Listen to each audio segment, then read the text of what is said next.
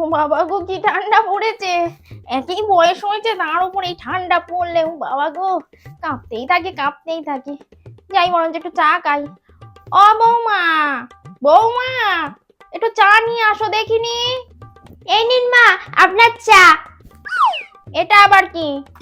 আমি চা করে নিয়ে আসতে বলেছি, চা পাতা নিয়ে আসতে বলিনি। ঘটে বুদ্ধিটুকুনি তোমার নেই একদম।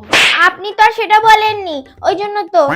ও, সবকিছু বললেই আনবে কেন? খাওয়ার কথা তো বলতে হয় না? তখন তো বেশ গেল। যাচ্ছি। হ্যাঁ, যাও।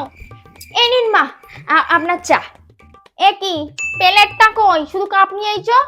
ও, আপনি তো আর প্লেটের কথা বলেননি মা। দাও। ইস, তুমি চিনিটাও দাওনি বৌমা। ও মা, চিনি দিতেই আমি ভুলে গেছি। দাঁড়ান, আমি চিনিটা নিয়ে আসছি। যাও, চিনি নিয়ে আসো। উফ বাবা, এই করে আমার চাটাই ঠান্ডা হয়ে গেল। ভাবলাম একটু গরম গরম চা খাবো।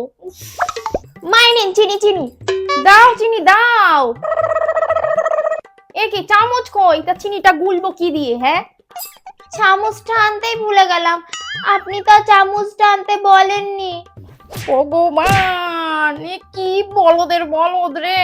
আর থাক, চাইতে হবে না, আমি এই চাই খেয়ে নেব। আচ্ছা মা, আমার মাথায় একটা দারুণ বুদ্ধি এসছে। তোমার মাথার বুদ্ধি?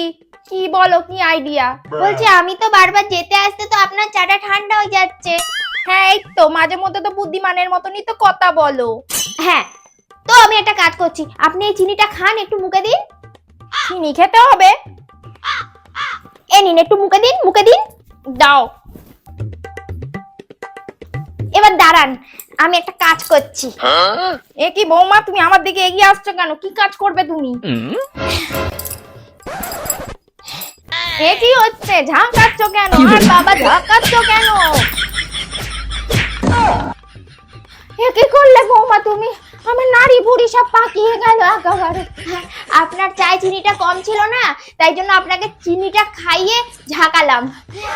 তাহলে এবার ঠিক আছে তো? এবার দেখুন না, চাটা মিষ্টি লাগবে।